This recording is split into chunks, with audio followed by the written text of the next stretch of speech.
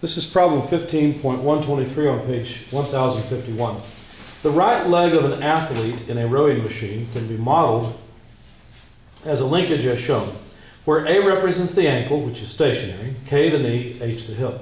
At the instant when the angle theta is 75 degrees, the shank AK, which would be the ankle to the knee, has an angular velocity of a radian per second and an angular acceleration of 1.5 radians per second squared, both counterclockwise. Determine the velocity and acceleration of the hip at this instant in time. So let's sketch the system that was given. It's basically a slider crank mechanism, is what it would be called in mechanical terms. So there's point H, point K, point A, the ankle, which is pivoting on ground. There's a 310 millimeter spacing. Let's see, and that should not be to ground, that should be to the ankle. There we go. And really it should be up to the hip. Try that again. There we go. There's a 442 millimeter leg length from the hip to the knee, 375 millimeter length from the knee to the ankle. We know that the angle theta, which is over here, the way they define phi on the other side, we know that in this position the angle theta is 75 degrees. We know the angular speed of AK, this section from the knee to the ankle, is 1 radian per second counterclockwise, and the angular acceleration of AK was given as 1.5 radians per second squared, also counterclockwise. We're supposed to find the velocity of the hip and acceleration of the hip. Now, the first thing we always have to do is solve the velocity problem. Now, along the way, the position problem will have to be solved too. Fortunately, all of the information we need for the position is given, so that'll be fairly simple. So the velocity of the knee is what I will begin with. Why? Because I need the velocity of the knee before I can get at the velocity of the hip. What I know about is the rotational speed and acceleration of AK in its length. So if I get the velocity at this point, that will tell me something about the velocity of HK. I can get its rotation speed and so forth and get hopefully the velocity of point H. So let's begin here. Omega AK times the length between A and K. I don't mean this as a vector. I just mean this as a length from A to K, all right? So this is 1 radian per second and 375 millimeters. Now notice I could have used omega AK as a vector crossed with the vector R from A to K, and I would get the same thing. But I chose this time to figure out the magnitude and then figure out the direction, because if you think about it, you'll realize that the direction of the velocity of the knee must simply be perpendicular to AK. So the direction is pretty easy to get at. So I thought I'd separate those two out and work this a little bit different rather than using cross products every single time. So we need 1 radian per second times 375 millimeters. That's pretty easy math. 375 millimeters per second is the velocity of the knee. And if I wanted to write it as a vector just by inspection, I could tell you that the direction has to be negative sine 75 degrees in the I direction minus cosine 75 degrees in the J direction. Why? Well, because if I know the angle theta here, let me sketch what we've got. So off of vertical, I know that that velocity is going to be at a 75 degree angle. Because think about it, I know AK, which this is also K. Well, let me just put it here. I know this line is perpendicular. This is K, this is A. I know this is 75 degrees, and so since we have mutually perpendicular lines, there are equal angles between them, right? So since there's 75 degrees from here to here, and this line is perpendicular to this one, this line is perpendicular to this one, it's also 75 degrees between those two. And so that's the direction of the velocity of the knee. And so all I did was figure out negative sine 75, that's this distance, cosine 75. Both are negative because in a typical XY coordinate system, this velocity has negative components in both directions. So that was pretty simple. So then I just expanded this term Just multiplied it all through, and I got about negative 362.22 I minus 97.06 J. And these are millimeters per second. Okay. Now the velocity of point H is simply in the I direction, isn't it? I realize it's going to be in the negative I direction, but I'm just saying it's only moving horizontally. I can also write the velocity of point H in terms of the velocity of point K and the relative velocity between point H and point K. So the velocity of K, let me just copy that down. And since we're talking about velocity, this relative velocity will just come out as an omega cross R type of term. So omega of HK crossed with R from K to H. Notice you always have to be careful about the direction of the vector. Since I'm using K as my reference, I want a vector that points from K out to H. Okay?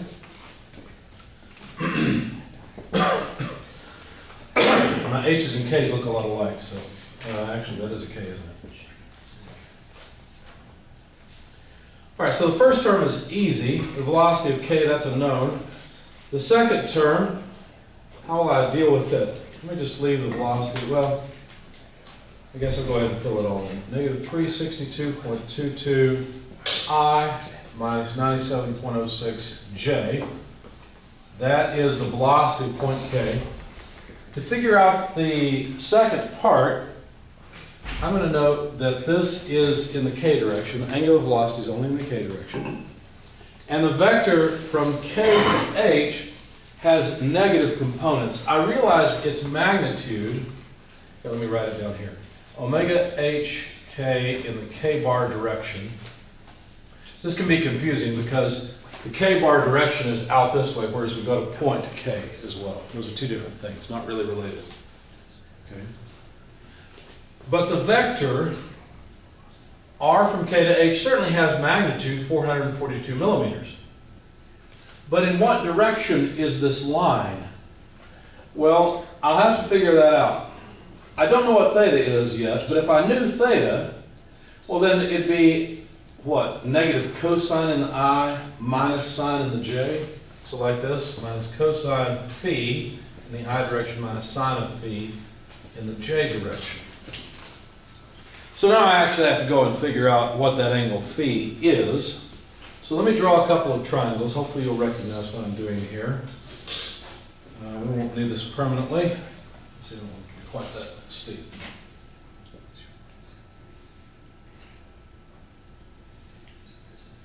So this is solving the position problem. There's point K, the knee, the hip, the ankle, A. What do we know? We know this is 375 millimeters. We know this one's 442. And we know the height from here to here is the 310 millimeter height that they gave us. So, could I figure out the length of this little segment right here? Sure, that wouldn't be too bad. I could take the overall height, which would be 375 times sine of theta, right? This is the sine side of the large triangle. That would be the total length less 310, and that would give me the length of this side. But I also know that the hypotenuse of that other triangle is 442. And by the way, we know what sine is. It's 75 degrees. So this is just a number, and it comes out to about 52.222 millimeters. So the other triangle over here, well, let's see. This side to the hypotenuse, that's a sine relationship.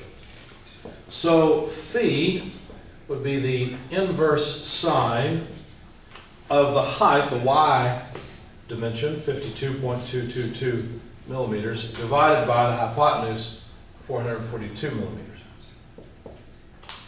That angle comes out to about 6.785 degrees. Okay, so let's just put that in over here. We've got 75 degrees for theta, but phi is 6.785 degrees, despite my drawing. Okay, obviously, HK should be much more horizontal than it is. All right, so the whole purpose of all this was the position solution in order to come up with phi. That's done. Now that we know phi, we can plug in the numbers. As a matter of fact, cosine of phi will come out to -0. Well, the negative sign comes from here. So the whole thing comes out to -0.993. We've got negative of sine, but sine of, well, wait a second, I think I made a mistake. Where did I go wrong? I've got a positive symbol here. When you take sine of 6.785 degrees, do you get a positive or a negative number? Seems to me you'll get a positive number. And I plugged in. Yeah, you get a positive. What is it? You get a positive. You get a positive. Okay. So I made a mistake. I'm going to need your all's help. I made this, I thought I got a negative number, so negative times negative is positive.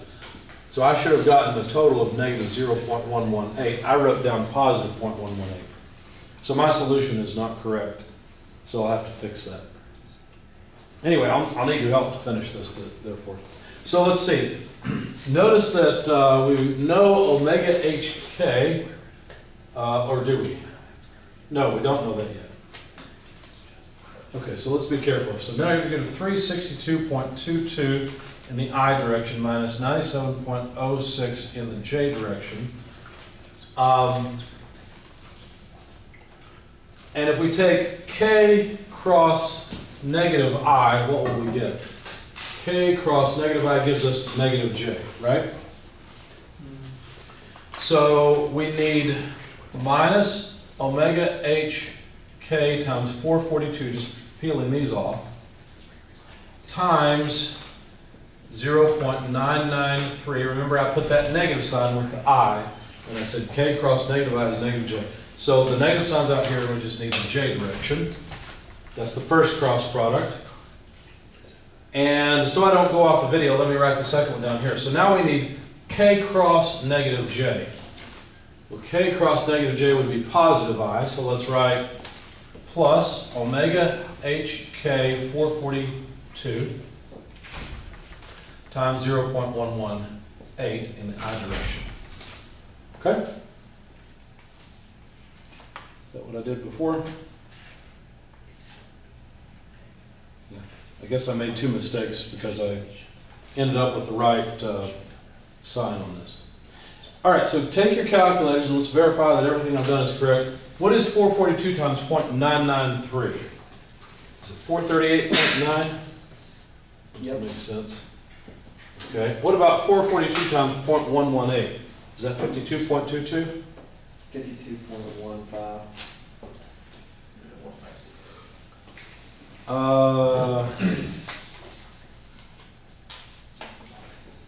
I got 52.22. I may not have rounded this off on my calculator, and that could be the difference. So let me stick with 52.22, because I think that's what I did. I just didn't round it off. All right. So at least I know my solution's back on track. But what do we know? Well, we know this is just VH in the I direction. What does that tell you about the J direction? It tells you these two had better sum to 0, right? So that allows us to calculate the angular speed of body hk. So looking at the J direction, we have 0 on the left-hand side, there's no J on the left-hand side, equals negative 97.06. That's that J term. And this J term is minus omega hk 438.9. From this you can solve for omega hk. Which way do you think hk is rotating? Clockwise or counterclockwise? Clockwise, sorry. I think it's rotating clockwise. So we should get a negative number from this. Think about it. If we move this to the other side, it becomes positive, and we'll end up with a negative number. So yes, the angular speed of body hk is clockwise, or in the negative direction. As a matter of fact, let me just write down the answer up here because, again, this is just velocity analysis, which is not too difficult. Omega hk comes out to about negative 0.221 radians per second. That's what you get when you rearrange this at all. Okay? Any questions about all that? All right. That's the I or the J direction. Let's look at the I direction next. What could the I direction tell us? Well, it could tell us the velocity of point H, which is something we want. So let's do that. So in the I direction, we have the velocity of point H equals negative 362.22 I, that's that term, plus 52.22 multiplied by omega HK. But we know what omega HK is now. It is simply negative 0.221. Okay? So we're going to get a negative number here, indicating that the velocity of point H is in the negative I direction, which is what we would expect. So that number, if you plug all this into your calculator, you will find that the speed is negative 373.77 meters per second, and of course it's in the I direction. That way I can write this as a vector. Any questions about all this? So there's the velocity analysis for this problem. About time for a break, so let's pause this. When we come back, I'll continue it and we'll finish this problem. So let's finish off problem 123. We've now got the velocity of point H, and it's moving to the left at 373.77 meters per second. How do you think we're going to continue and get the acceleration of point A? How will we get the acceleration of point H? Same way we got the velocity, right? We're going to go from a point where we know the acceleration, step through the mechanism to get to that point. Okay? So basically, I'm going to start over. Instead of talking about the velocity of point K, I'm going to talk about the acceleration of point K in terms of something I already know. What do I already know? Well, I know something about the acceleration of point A. It's 0. Then all I need is the relative acceleration between K and A. But that always breaks down into two parts. One part is the tangential acceleration, and the other part is the normal acceleration. You got it? Okay? It's supposed to be a K. So, there's some of this. Some of the geometry may still be useful, but I've written it down, so I think we're okay. So now, Mr. Yurt, you were asking about cross products. Let's see. Let me see how I can get you to help me out here. In fact, I went a different way, so I'm going to, we'll do this in class here. So, the angular acceleration, what angular acceleration are we talking about here? Well, we're dealing with A and K, so we're talking about the angular acceleration of body AK. Let's make that clear. Also, we're talking about the angular speed of body AK. Okay? Now, we already know that the angular speed of body AK is counterclockwise, the angular acceleration is counterclockwise. Those are both positive, in other words, in the K direction. So Mr. Yurt, you were asking about it. Help me out with some of these cross products. Let me show you what I'm saying. So we've got alpha AK in the K direction.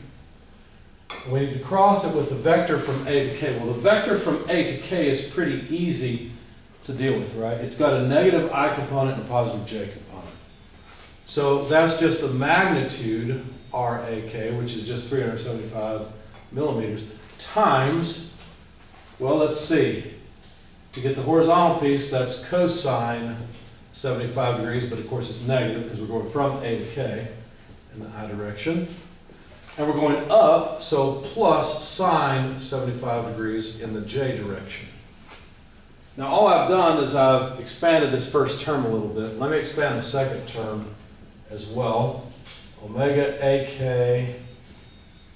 in the K direction crossed with omega AK in the K direction after it's been crossed with R from A to K. But R from A to K is just the same as it was before, so I don't have to figure out that position solution again. And let's finish it. All right, so now Mr. Yurt, help me out. We need K cross I first.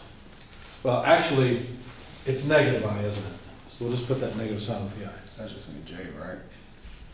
Well, let's see. K cross negative I is not J. Try again. Almost. It's not like I see K, I see I, so the other one's J. It doesn't work that way. Take your right hand, point it in the direction of K, and turn it into the direction of negative I through the smallest angle possible. That's like this. So So that has to be a that's a negative J, isn't it? Yes, correct. So what's going to happen is this first cross product from here to here is going to give us negative J. Try again. Give me K cross J. What's that? So point your fingers of your right hand in the direction of K first. And then find the angle that's smallest that you can turn into the J direction. But you always have to turn in the direction your fingers can bend. So if you're doing this and going this way, that doesn't work, all right? I figured it out. There you go, there you go.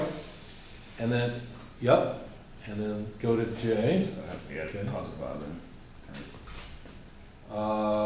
K cross J, try again. Negative I.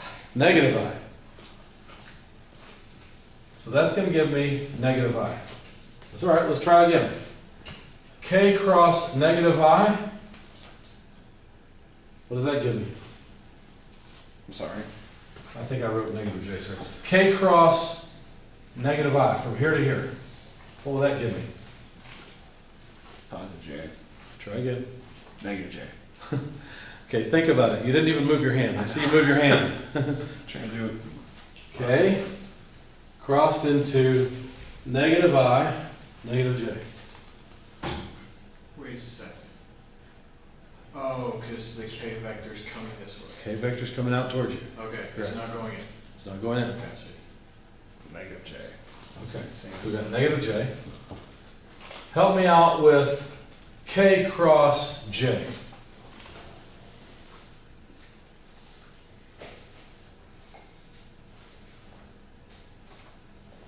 Negative I. Good, there you go.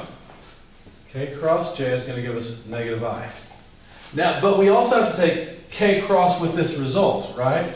So help me out with K cross negative J. What is K cross negative J? Positive I. Positive I, excellent.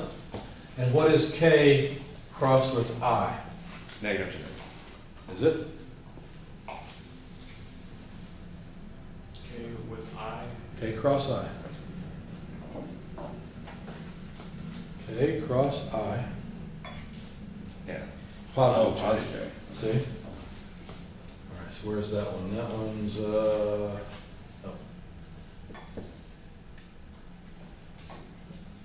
Did I just mess myself up?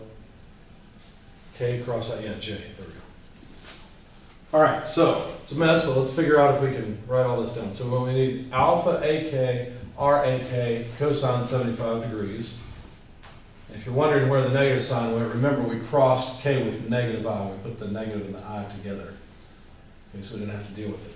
So alpha AK, RAK, cosine 75 degrees, and that's in the negative J direction. That's what this cross product gives us. Then we have plus, well, we got a negative I, but that's fine. Alpha AK, RAK, sine 75 degrees in the negative I direction. Okay?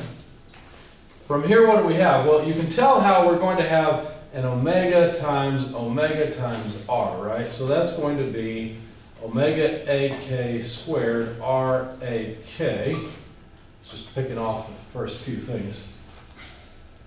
And then from this term, we've got cosine 75 degrees. We put the negative with I.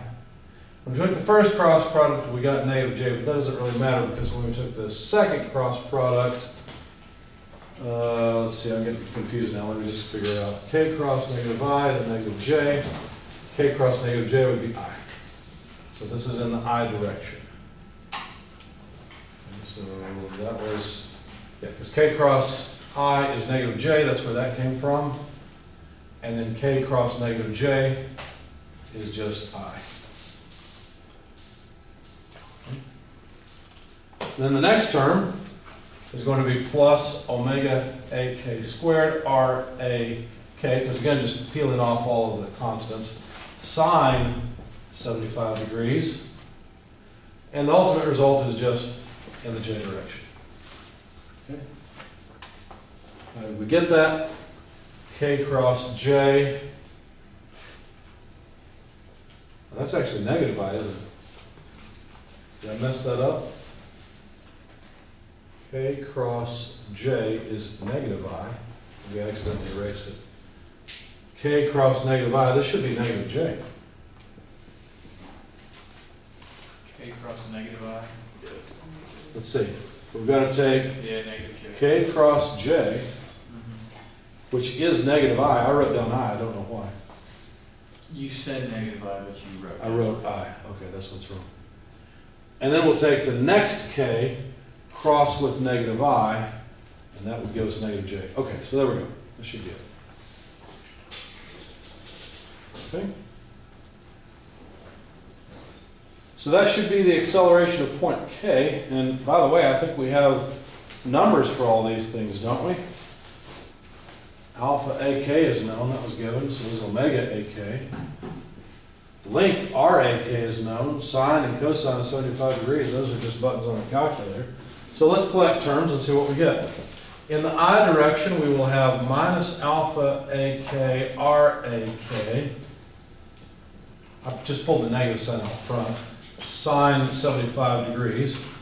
That way I can combine it with the other I term, plus omega AK squared RAK cosine 75 degrees in the I direction. Takes care of the I components. In the J direction, we've got a negative alpha AK RAK cos 75 degrees. That's this term. Next term is also negative omega AK squared RAK sine 75 degrees, and that's all in the J direction. All right, so keep me honest. Let's see if I got the right answers. Grab your calculators. Let's see what we get. So for this term, we'd have negative, let's see, alpha AK is 1.5. RAK is 375. So we need 1.5 times 375 sine 75 degrees, to which we add omega squared. Well, that's easy. That's just 1 squared. RAK 375 times cosine 75 degrees. You want to multiply by 375 at the end. Just take negative 1.5 of sine 75 plus cosine 75. Multiply the result by 375. What do you get?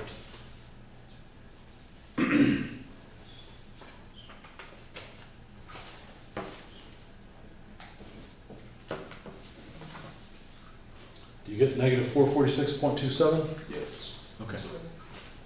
So 446.27 in the I direction, negative. And how about for the next term? Well, that's going to be negative 1.5 times 375 cosine 75 degrees minus 1 squared times 375 times sine 75 degrees. So now let's compute the magnitude of this term. I may have done it wrong, I think it's negative 436. That's not what I got. Oh, I got either. I got negative 1473. How much? Negative 1473. That's not what I got either. I got negative 507, but I'm questioning myself. Let me grab a calculator to find out. Anyone else get a different number or the same? Either of those two?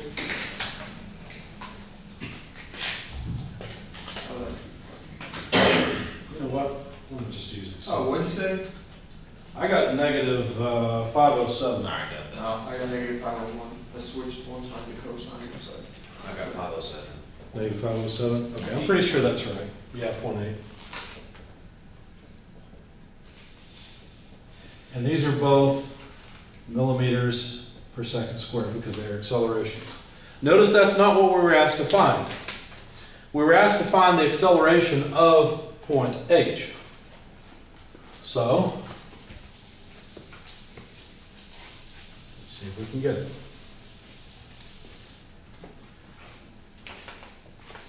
The acceleration of point H has to only be horizontal. So it can only have an I component. I can relate it to the acceleration of point K by a relative acceleration equation as follows. Of course, the relative acceleration breaks up into two parts. The tangential part and the normal part. If I expand that further, I'd have alpha hk, because now I'm talking about the angular acceleration of this body, crossed with r from k to h, from here to here. Okay? Because remember, k is my reference point, so I always have to go from the reference point to the point of interest. Plus omega hk cross omega hk cross r from k to h.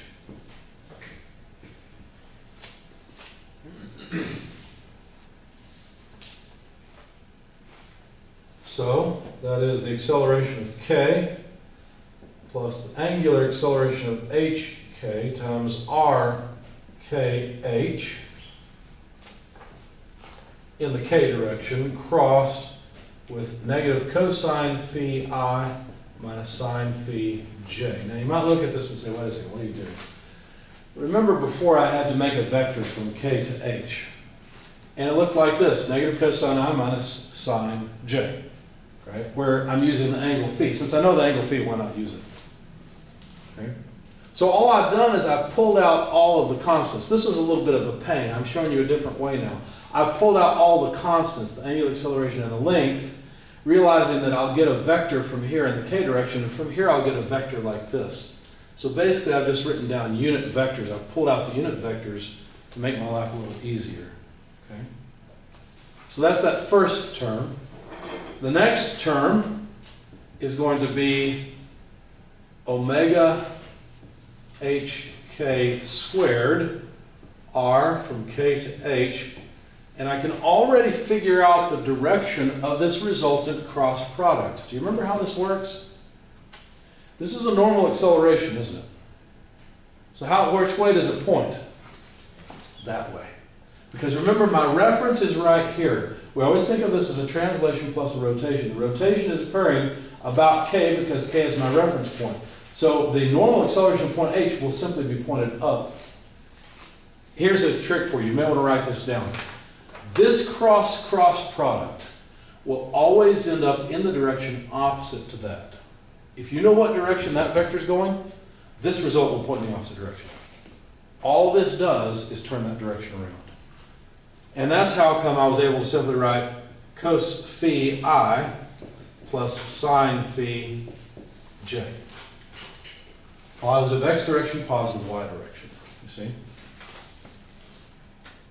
That makes life a little bit easier than going through a mess like this. Okay? Sometimes, not always. Sometimes. Usually. So I know the acceleration of point k, that's what we worked for a second ago. Let's just write it down. Negative 446.27 I minus 507.81 j.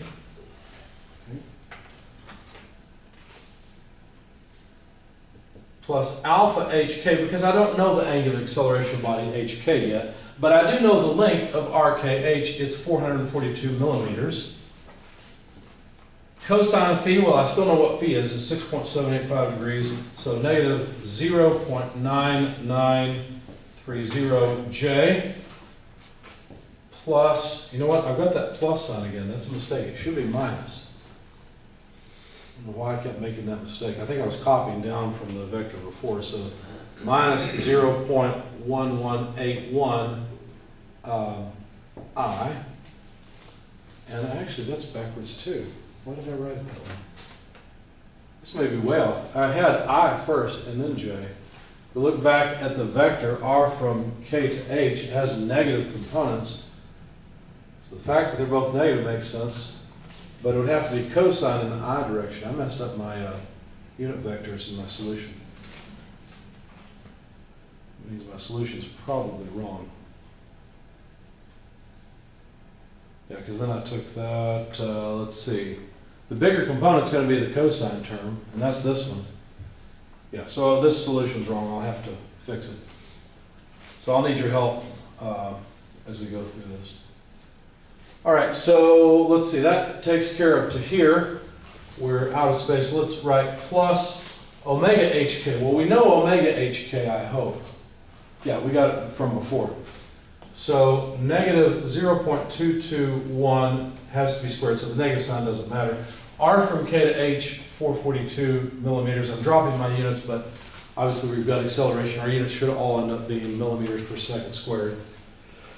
So that's what these two terms.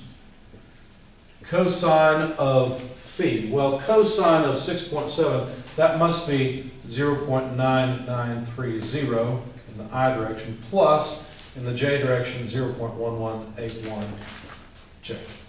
Okay? Any questions about what I'm doing? All right. So then the only unknown in this equation is alpha hk. We should find that the J component cancels, and then the I component will give me the acceleration. I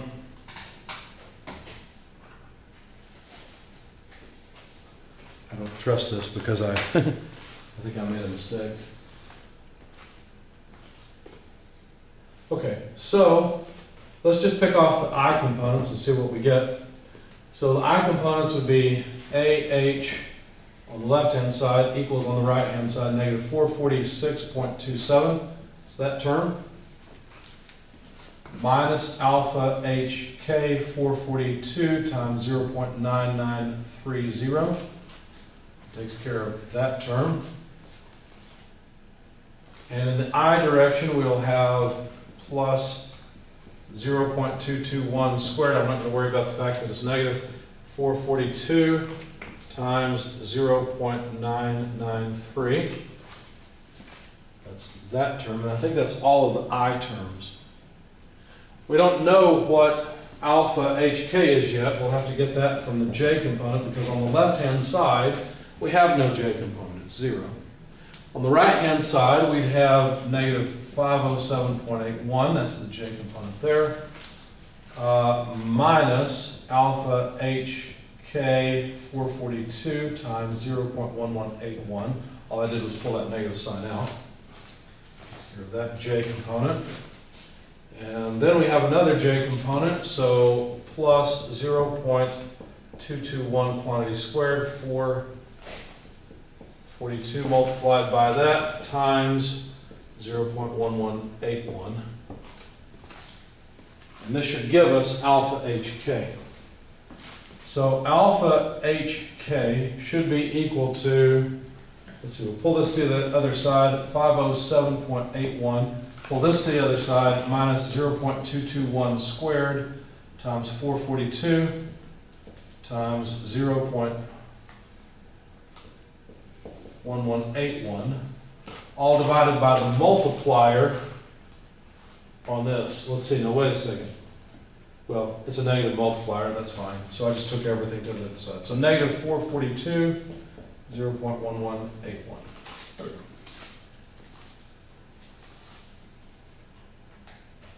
I suppose it would be easier to just type in, well, whatever. I got negative 9.68. And those would be radians per second squared. So that's the angular acceleration of hk, which they didn't ask for, but at least we have. So now if we plug in negative 9.68 radians per second squared into this equation, what do we get for the acceleration at point h? So don't forget we got a negative sign here. So negative times negative is positive.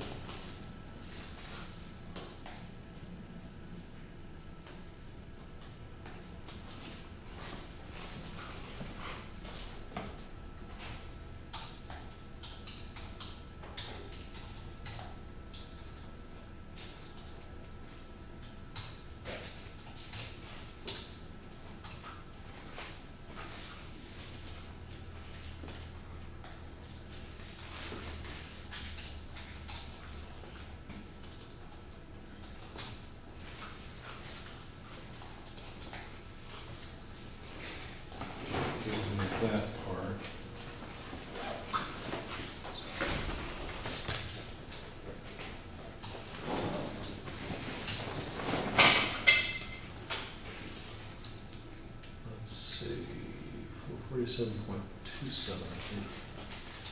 I've got an answer, I don't think it's right. Oh, that's Is mine. that what you got? 3,800 some odd? It seems wrong to me, it seems too large. Yeah. But I got the same thing, 3,822.7, call it 23 millimeters per second squared. I may have made a sign error. I'm going to check my notes and see, because that's a different number than I got in my solution. My solution seemed more reasonable. I got negative 470 or so millimeters per second squared. Ours is also a positive number. Right, yes, I realize, yeah. If we are accelerating like this, and that means, let's see, it's a little difficult to say how h is accelerating. I'm getting confused with the rotation. I know it's moving this way. The acceleration is a little more complicated than just velocity. But I'll check this and I'll put some notes in the video if I've got the wrong answer here or on my sheet. Okay? Any questions about this? Of course, by the way, this is only in the I direction, so it's positive I. And it's possible that it is accelerating that way. This is a lot like a piston cylinder device in your car. If you think about the way that a slider crank moves in your car's engine, it's a similar thing. Notice we're getting to a point where this rod is almost horizontal. My drawing's not very good. That 6.7 degrees means this is actually pretty shallow.